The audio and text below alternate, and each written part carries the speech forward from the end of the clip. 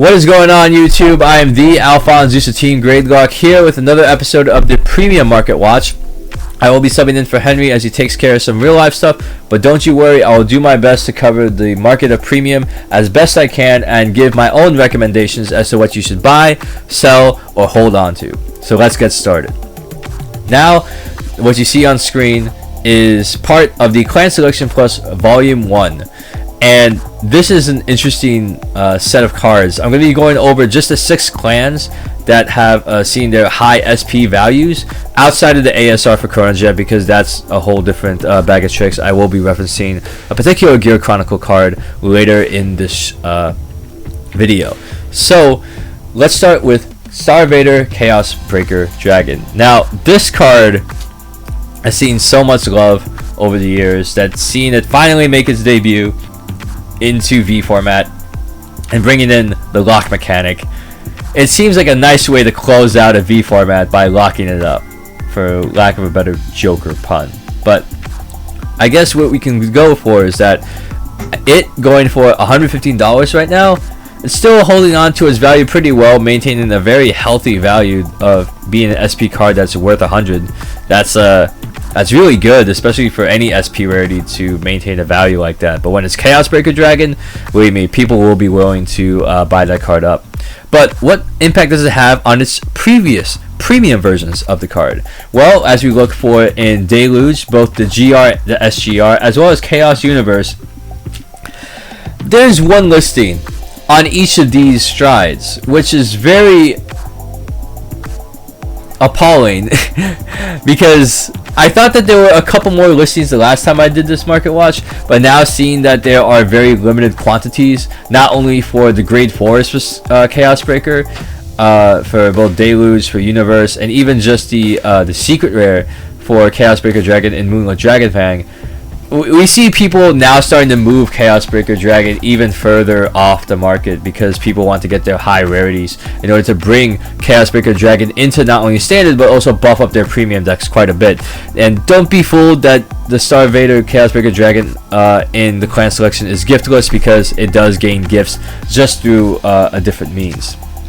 So if you're looking to pick up Chaos Breaker Dragons right now, be wary about going in this hard on picking up Universes, Deluges, and even if you want to bring up OGs for collector's purposes, because you gotta see that the prices will die down, because after Overdress gets in, it's best to wait maybe a couple months after clan selection is gone before you start to look into the older premium cards. For the current Chaos Breaker Dragon in the clan selection pack, be careful about picking them up at this high of a value, because there is a chance that it could increase after the print run is done and as we get into Overdress. But if you are looking to pick it up right now, there are enough listings out there to buy 4 copies of this if you want to hollow out your deck like that. So that would be my advice regarding just the Chaos Breaker Dragon portions of the impact this particular Chaos Breaker Dragon has in V format, and bringing that over into premium as its influence. Next card I want to go over is Lacus Carina. I love G Guardians because I love the interactivity that they have here. Given that this Finest Collection G Guardian, even though it's a triple rare, going for like $25 at the least, it's pretty good to have on hand, because the skill of Lacus Carina is great, because when you get to choose your opponent's back row and lock it, especially after we're getting support and cards that will allow attackers from the back row, Lacus Carina has improved utility because it can shut off those attacks as well. So Link Joker has a more of a leg up strategy to defend against multi-attacking rear guards that not only attack from the front row but also attack from the back row. So when you look into Lacus Carina, keep a close eye on this, because with the market price only at $14 and listed medians going for about $26, balance out your budget as to how low do you think Lacus Carina could go after Overdress comes out. Because again, we can always look at each of these cards as to wondering what will happen a couple months from now when it drops. But then again, the number one objective should be looking into the goal of, do I want this for my deck now? Especially if I'm going to be playing tournaments, or I want to play with my friends as soon as possible. Because those factors also go into play if you want to buy up a card at this particular time. But if you can wait a month or 2 months or so, that also can help gauge the interest, because you can put that money towards something else. Next card, another G Guardian, Genesis Beast Destiny Guardian. This one is a little bit less of a utility for locking your opponent's board, but more of just unlocking cards, which for Messiahs is great. And for maybe enabling Chaos Breaker Dragon, it's also great. Because seeing even a lightly play going for $9, it shows Destiny Guardian is getting its value in on the regular one. The SP value is over, I think, $30 or $40 at the time of this recording. So if you want to hop onto the SP train, that's great. Keep in mind that maybe you don't need to pay $40 for it. You can probably pay around $35 for it just to save yourself a little bit of money. But given how much money is going for after its lightly played condition, this is actually a $20 card, basically. So even when you're trying to pick up a card that's lightly played, when you're picking up cards for a G zone, having it lightly played or even moderately played is not that bad, because you're not going to be doing a lot of shuffling in that G deck. You're just going to be rearranging the cards to the order that you want to. So if you're picking up a card that's going into the main deck, that, you know, is a little bit of an incentive to not get the higher rarity versions of those cards, because you're going to be spending your time shuffling the deck. And even with the sleeves and the over sleeves that you use to protect them, there's always going to be a chance that it's not going to be in that near mint condition as players want it to be. So those are cards to keep in mind. The next card I want to bring up is Star-vader Freezeray Dragon. This may not be a card that you would see as an auto include in your Chaos Breaker Dragon deck, but Freezeray Dragon, like Chaos Breaker, is a safety valve lockdown mechanic for any card, any deck that wants to do multi-attacks or want to be super aggressive. Because even though it's only a 10k base Vanguard, which is the second lowest or the third lowest power level that I've seen for a grade 3, because I know there are some 9k and 8k grade 3s outside of the Ditto like Joker card that's just 0. For Freezeray Dragon, it can bump itself up to 13k once it takes damage, but of course that is when it's at limit break 4. With any other cards that go into the damage zone, you can just lock your opponent's unit to just turn off their rearguard column for such a time. So, you know, this works in battle phase, which is very, very key, because you want to make sure that you don't have to guard more cards than you're used to. And given that it's going for a hefty $25 for a double rare, that is pretty bonkers.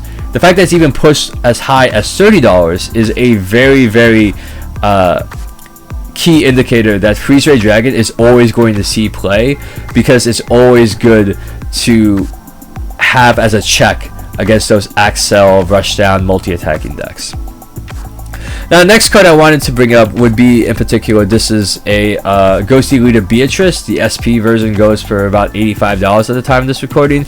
And so we're going to look into cards that have been affected by this card, in particular cards that support the Ghosty archetype, or are just good general Granblue cards to have around in general. The first of which is Great Witch Doctor of Banquets Negrolily. The fact that I can just retire one of my rear guards and counterblast one to call a normal Ghosty unit to an open rearguard circle, and also get a free 10k shield, is also pretty good.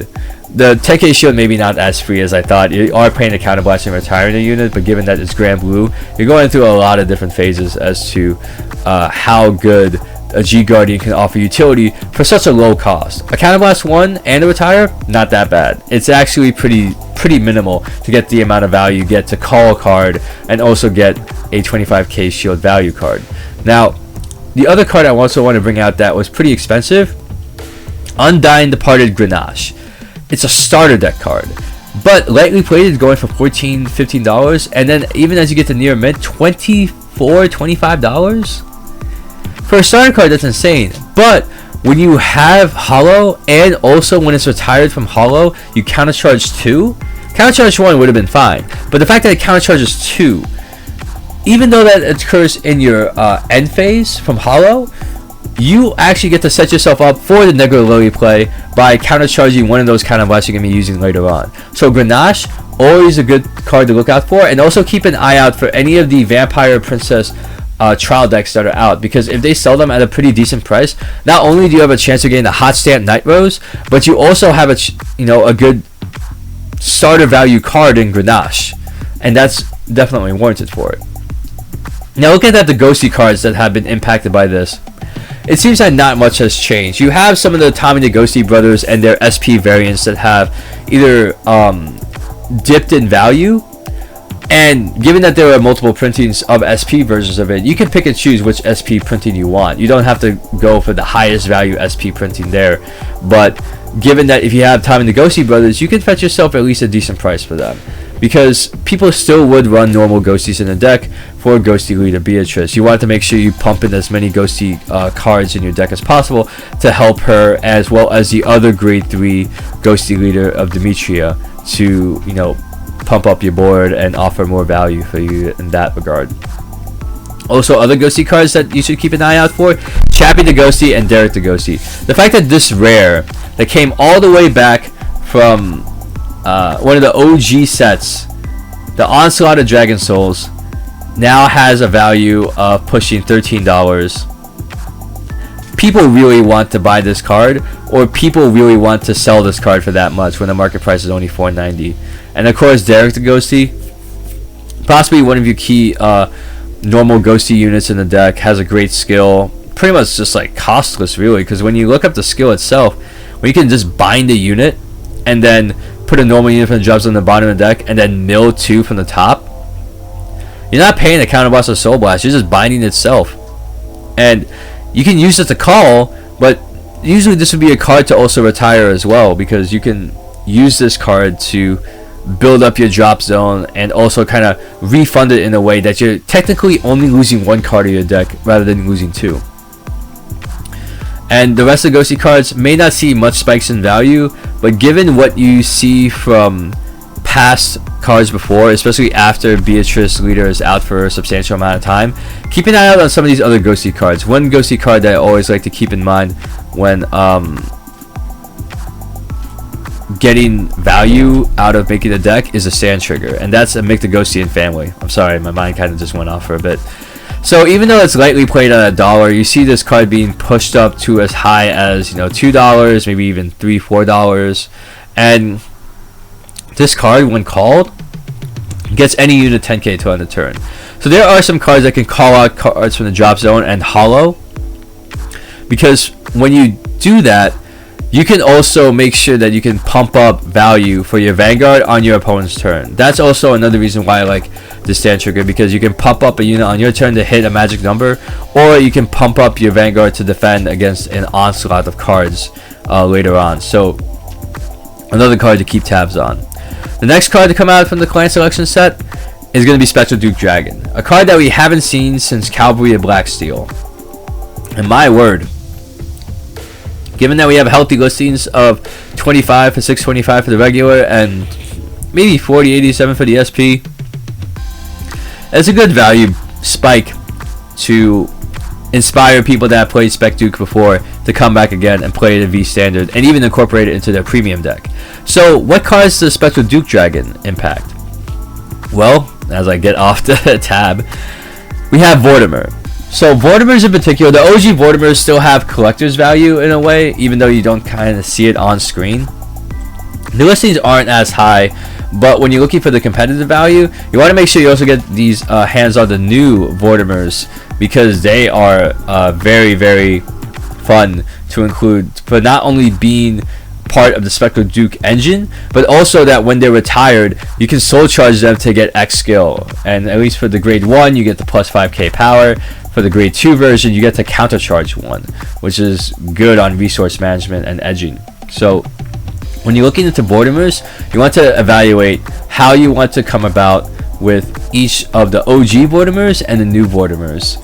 And if you're going to be picking them up, you got yourself not to like it's in the middle of how many listings are available for Vortimers in the OG and the new clan selection pack. So these four, keep in mind as we move forward, because in the overdress, especially with Keter Sanctuary, there could be a chance we could see Vortimer and Spectral Duke Dragon have more play in premium, given that Keter Sanctuary is including all of the clans within the former United Sanctuary nation.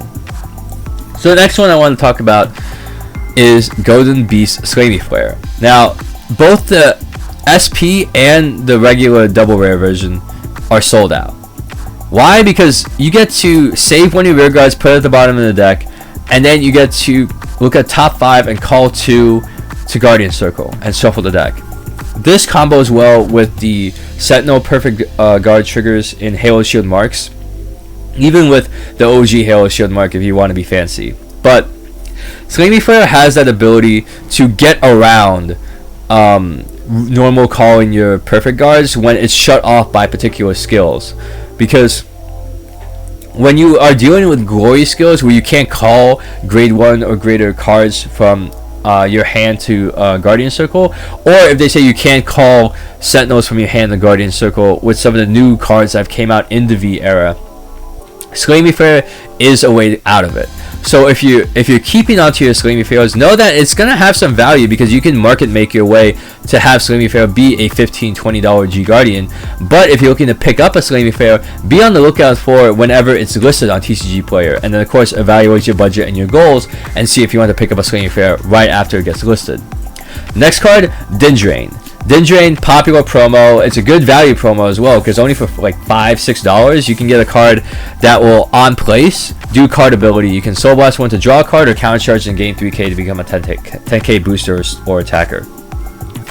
Amazing card, and with Gold Paladins you're going to be doing Unite Magic and Superior Calling Rear Guards all day, so this is a card to always keep an eye out for, especially the hot stance version, because it's always the bump up rarity jargon that you want to make sure that value is always going to plateau or increase for those high rarity cards. And if you see a high rarity card that's even lower than the regular rarity card, check first if it's less than near mint, and if it's near mint condition, then you buy it. That's my take on it. Now the next card in the Clan Selection set, we have Shirayuki, in particular 6 Flowers of Phantasm Shirayuki.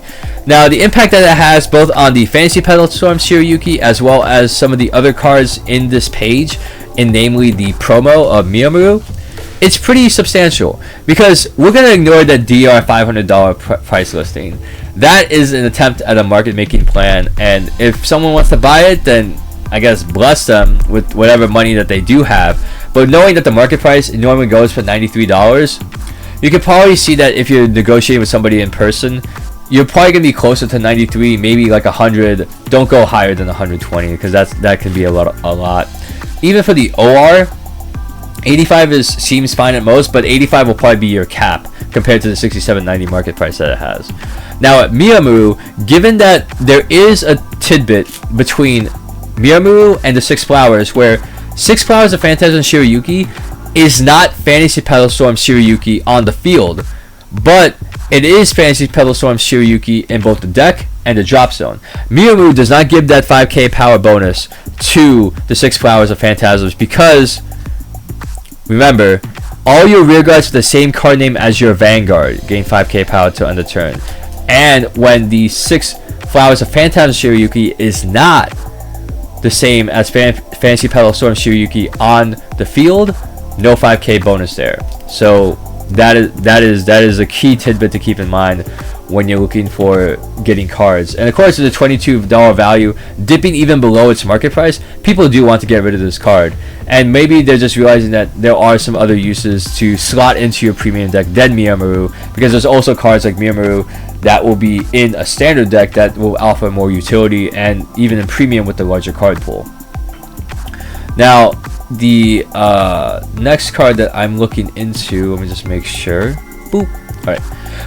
We have this stand trigger, the Stealth Dragon Hidden Scroll. Now we have a GB1 stand trigger that can search up to 2 cards with the same name as the unit that you choose, and then you call them separate rear guard, and at end of turn you get to put them in the bottom of the deck in any order. So that means that you can call out Hidden Scroll, and then you can copy up your Shirayuki. And make sure you copy the Fantasy Petal Storm Shirayuki, not the 6 Flowers of Phantasm Shirayuki, because that can offer some awkward finds, because it decreases the amount of Shirayukis you can find in deck. So always stick with the Fantasy Petal Storm Shirayuki. This may be lightly played at $1.50, but seeing that the stand trigger is going for as high as $4 or $5, something to keep in mind, something to keep an eye out to watch for, because stand triggers with effects, depending on how good they are for your deck, it's probably good to pick them up early rather than late. And then the final 2 for Murakumo would be a pair of G Guardians, which would be Ambush Demon Stealth Mode Shirahagino the first one in particular, where you get to get a grade 3 that's retired from Guardian Circle and put it in the bottom of your deck. It increases the value of your Shirayuki because you can just grab them off in the deck, put them back in the bottom of the deck, grab them out from the deck, put them in the bottom deck, or put them into the drop zone. And it tutors out to make sure that you are not damage checking the Shirayuki, but you are damage checking more likely to be a trigger. And so Shirahagino at 1245 is not so bad, especially when you know you have all the prices, even with shipping, that go around from $12 to $13, $12, $13, $14. The last G Guardian for Murakumo I want to look up for is Shishiyuzuki. Now this one is interesting because you get to take a rear guard. You can take ideally a rear guard Shirayuki, move it to Guardian Circle, have that shield get plus 5k, and then you get to activate your skill. Now with Shirayuki, in order to confirm the skill, when placed, so it doesn't matter if you place it from hand, from field, from deck, whatever, it will give the minus 5k. It will give the minus 5k, and that's a very, very good thing. And also it can minus a 10k if they're on Guardian Circle. Vanguard, yeah, it could be a thing, but yeah, Guardian Circle minus 10k to your front row. Taking away 30k power from your opponent's attackers is really, really big. And so being able to do Shirahagino and call out not Shirahagino, doing Shishiyuzuki, and then getting your rear guard Shirayuki and moving into Guardian Circle, giving the 5k shield, this is a great G Guardian that you can utilize for your Murakumo deck. And given that it's only 50 cents and going as high as maybe like $1.50, let's see, maybe $2, this seems like a great pickup. The next clan, Megacolony. So in Megacolony, we have ourselves Vorm, Toxin, Mutant, Venom Sticker, which is basically kind of like your reverse Angel Feathers in a way, where you get to heal off damage, but you're also dealing damage, but you're stealing their trigger effects if they hit it, and then adding it to, you know, your field, which is really, really good for Worm, Toxin, Mutant. And now we're going to look up some cards that have been affected by this release. And this is my opinion, we're just making this clear, that I think that the triple rare promos for Stealth Millipedes to offer those engines to countercharge and also stun your opponents in classic Megacolony fashion, promo is going to be good to include into your deck. And even when you see the prices below the market price, when you see something like this, these are the best times to pick up the cards because you can help alter the market price to make it go down. For the strides in particular, we have Obatrandus. Obatrandus is such an underrated card in my opinion, because the fact that even for GB2 Counterblast 2 and you get to discard a card, you shut off your opponent's superior calling. It can shut off your it can shut off maybe like Sleimy, it can shut off Negrolily, it can shut off a lot of other cards that can take place on your opponent's turn and your own turn when you're attacking, because it's just an amazing overall card. And given that the SGR is going for $25, that's pretty busted. And you know, people can bump up the value to it to 40.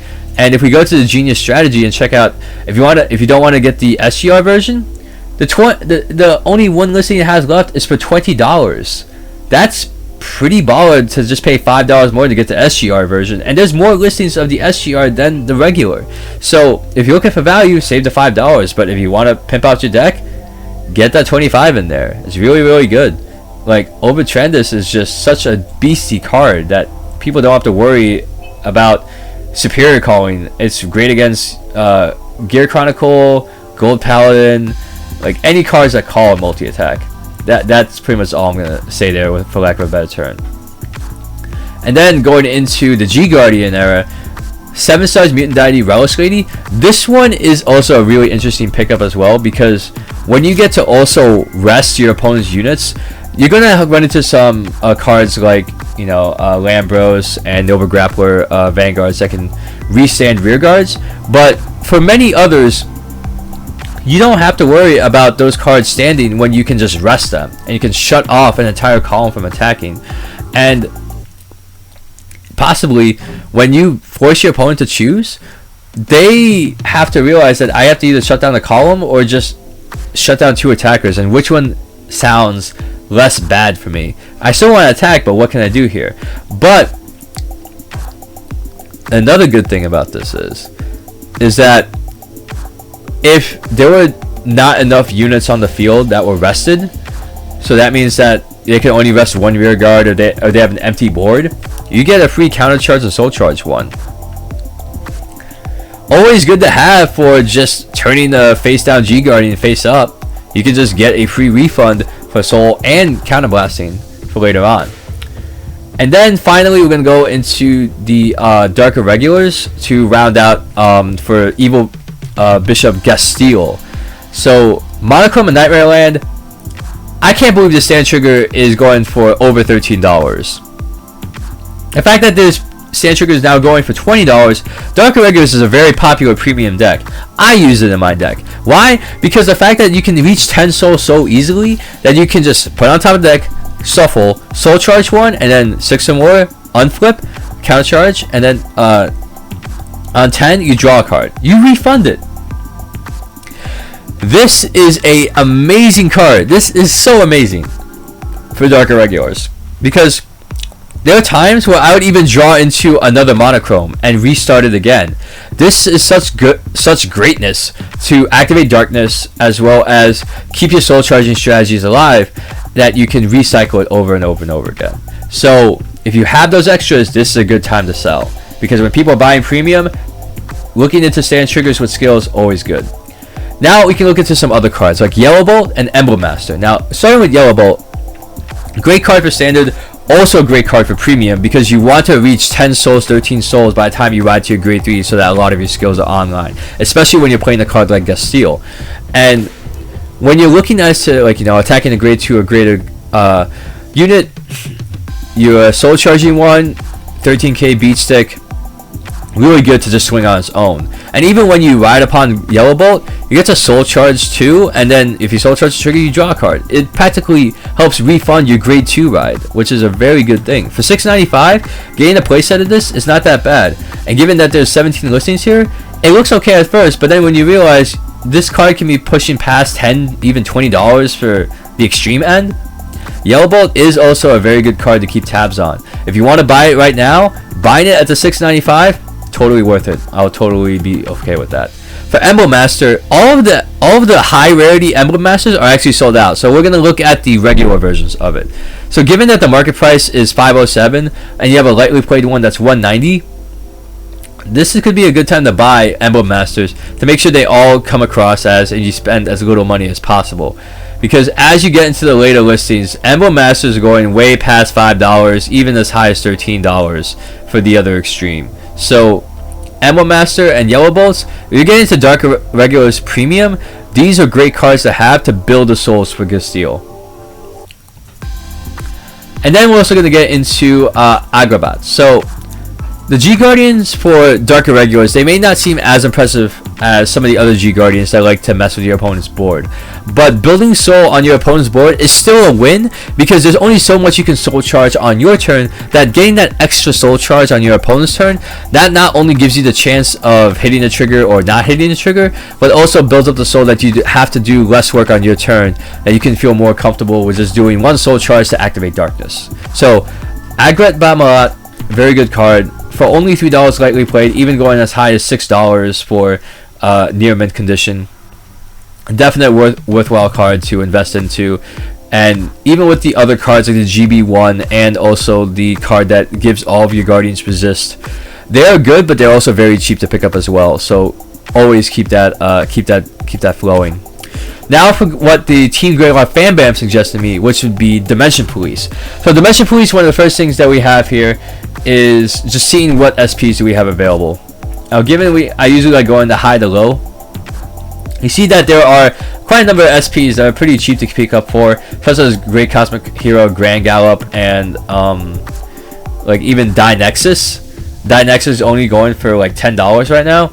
It's pretty good, really good. I do like that. If you want to go on the more extreme end and you go higher, you see that there's Brad Black available, and then you also hear Final Dimax. So when you have all these cards that are listed together in Dimension Police, you want to think of like what's good for premium. The amount of Final Dimax listings seems to have either maintained or dropped off in value since the last time I've covered this. So Brad Black Brad Black is a card that seems to be a standard one, but you can probably sneak one into premium, especially if you're trying to go for a spicy build. Now, when you're looking for the SVRs and other cards, such as like, you know, Dire, Dizerus, like Dayusha, building super dimensional robos is fun. But when looking into your premium build, you have not only D-Robos, but you also have stuff like Grand Gallops as well. And with Collector's Value, you also have your Great Dayushas, your Twin Orders are also going to be quite a thing. But then, looking into Twin Order a little more, each of the Force Markers that happen, Twin Order seems like a very good one because you can give 10k power to your Vanguard, helping Grand Gallop, Greatest Grand Gallop, and all the strides reach those 80k thresholds that you can pump up there. So Twin Order has that extra utility to help boost for Force Markers. So really fun, really good. Next card I want to talk about would be Operator Girl Linka. Now, even though it's a burst skill that requires a burst ability Vanguard, since a lot of Grand Gallops will be running Grand Gallop strides, Operator Girl Linka is always a card that I always like to look into, because to be able to shut off a Sentinel is very strong. Because unless you're running something like that Dark Irregular G Guardian that gives your Guardians resist, or any other cards that give Guardian cards resist, Operator Girl Linka is one of your best ways to address, hey, we don't have to worry about not hitting at all, because if they're just going to drop a PG or a Sentinel, any type of stuff, I can just say, hey, I drop check my grade 3, nullify it, and since you didn't apply enough guard or any other guard besides your perfect guard, my attack goes through. So with this going at $1.10 and pretty much being pushed as high as like $10, Operator Go Linka, I would look into this card.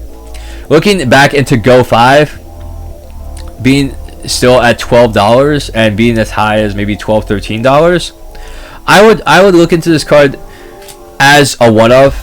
And given that you can just Soul Blast a card, power 5,000 greater, and being able to get a good shield value and even more shield value out of it beyond the heal trigger, even the new heal trigger value of 20k, being able to put Go 5 up to 25 or even 30k shield value, really good, really good to have in premium, because the more shield value you can give to your cards, the better. And then the next one that the Team Greylock fan band recommended me would be the Jewel Knights. So Jewel Knights, I know that I've covered it before. Looking into some of the cards that I've seen, Sword Me, of course it dropped off. Of course it had to drop off at Sword Me, because you have to realize that when someone is trying to pay or sell $120 for a promo, that's pretty busted. There is still somebody that's trying to sell it over $100, but at least there are people that are trying to sell it for about $60-25, which, you know, you are technically a market maker when you have so few listings, when it's only 4 results. And given the market price is $8.75, you're gonna have that negotiating power to go somewhat in the middle, and you're probably gonna have to inquire to the seller as to the condition of it, making sure that if it is near mint, or, you know, if it's any less than near mint, you're not going to be paying the full $60 for it. You're definitely going to be going lower than that. And also looking into some of the other stuff for the Jewel Knights that's upcoming in the next clan selection set. We have Tracy, we have Shelly. So far, they're still lightly played for 50 cents, but as you keep going higher, they're starting to hit dollars and maybe even $3. So the Jewel Knight decks, even though that 12k attackers and 10k attackers, they may not seem like the best cards to put into a sub-archetype deck, but especially when you're concerned about keeping the Jewel Knight theme, these cards actually do have some value, where it is useful to look into these cards, at least to keep tabs on them. Maybe not invest, but keep tabs on, because all these listings are pretty cheap, with the extreme end being like over $5. You could possibly do an investment move on this card, on these pair of cards actually, and, you know, see what you can make of it by the time Ashley releases in the clan selection. The last card that was recommended to my Team Greylock fan bam, that my Team Greylock fan bam has told me, is History Maker Dragon. Now, this is an exclusive trial deck card. Exclusive trial deck card. And looking at how little listings there are, given both for the regular version of it, as well as the triple rare foiling of it, this is a card that you should probably hop on now. Because even though the market price, people are buying it at like $3-6, Gear Chronicle, with the inclusion of Overdress that's going to be coming out, this is going to be a key card to look into for Time Leap, as well as other builds you can put in for Gear Chronicle, because it's probably one of the best grade 2-esque boosters that on boost, Counterblast 1, do something that's within the clan. History Maker Dragon, a very good worthwhile card to not only keep tabs on, but if you want to pick up cards right now, this seems like the good card to pick up before it leaves the market entirely. And now that we left through the remainder of those cards, now my favorite segment, which is the Bermuda cards. Alright, so SP Bermuda cards I always love, because I always love my mermaid waifus. Now, given what we have here for the high value cards, Rainbow Signatures are always cards that will either be on the market for like 5 seconds, or they're going to be on that market forever, because nobody has that type of money, except for the Whales of Lyrical Monasterio, which will be me. It has been me. I took a break, but it's probably going to be me again, given what Overdress is going to happen. So, if you look into Bermuda Triangle SPs, if you're looking to max rarity, you want to make sure you want to get the max rarity, which in this case would be SSP Rainbow Signatures, because you want to make those mermaids shine. You gotta make them shine with the rainbow. And I always like to come back to TCG Player like every week, or if I see the Bermuda Sec launch, every other day, because you always want to keep track of what listings are on TCG Player, because people will buy these out pretty quickly. And given that the Rainbow Signatures, they can go up, but people are waiting and biding their time to buy it. So if you have any Rainbow Signatures, list them immediately, and you can feel free to make your market on top of that. But if you're not willing to do that, and you're willing to just, go for like, the gold stamp, silver stamp, even just regular SP, believe me, they are very forgiving as the SP prices go down. Because when you look through some of these old school cards, some of the cards that I have my eye on would be Reindeer. The Reindeer Wedding SP for $200 is not that bad, because buying it for the Wedding SP, because you have the OG, you have the SP, and then the Wedding SP, that is a really big card. So that is something that I like to keep tabs on. I am building a Reindeer deck, and maybe I want to make it max rarity. The other cards also coming out from the set, the Swimsuit SPs from the Twinkle Melody set. You want to make sure that you are paying a good amount price for it, and given that it's at 140, market price 136, not so bad. I'm definitely looking forward into this. And as you go lower, you can see that even some cards they're willing to go through for just regular SPs or the gold signature, silver signature, etc. One card you also want to look out for when it's listed is Choco Love Heart lists a lot. The SP is currently out of stock because it's that rare. I used to have one, I sold it already, and given that people are willing to buy $120 for a trial deck card, still, even at the lower rarity of Choco Love Heart lists a lot, it's still a very good value card to include in your premium deck, because it's just a really nice card. You can even call a grade 1 to start filling your board, because if you go in second, if you have at least a lot in hand, you're going to be in really good hands about this. So that's always something to keep in mind as a value gainer over time, because even though Liselot has been reprinted and you have different rarities you can get Liselot in, she is probably one of the best cards you can put in your Bermuda Triangle deck if you're not going for a particular theme like Reindeer or Pacifica or even Chocho. So, Liselot, always a good all-around card, always good to keep in mind about. And all the SP cards you see, as you get to the SPs, they reach the regular SP prices as what you would normally see, which is anywhere from $25 to as much as $100. If you're going past $100 on an SP card, it's most likely either a higher rarity than Bermuda, as in a higher than SP Bermuda, or just one of those ASR-esque cases where they're not even guaranteed one per case, or they're exclusive like Judge promos. So that is my little spiel on Bermuda and my take on how I evaluate the market on this regard. But that is it for me for this premium market watch. It's already, wow, I've talked for a while, so don't worry, I will put in timestamps for each of the sections for the segments that I'm talking about. But thank you so much for stopping by. This has been really fun and a lot of information to digest, so feel free to just go back to any of the timestamps as to giving my opinion as to what you should do in terms of buying, selling, holding, or just keeping tabs on. Keeping tabs on is always good, because whenever I recommend a card to be kept tabs on, those are cards you can practice with when you would go off and see how you want to practice investing into cardboard, or if you want to start building decks for as best value as you can. But that is it for me. I am the AlphonZeus, Team Greylock. You are now completed watching this Premium Market Watch episode. Thank you so much for stopping by and giving me a moment of your time. I hope you're doing well, so take care, guys. I'll see you all next time. Cheers on, and woo!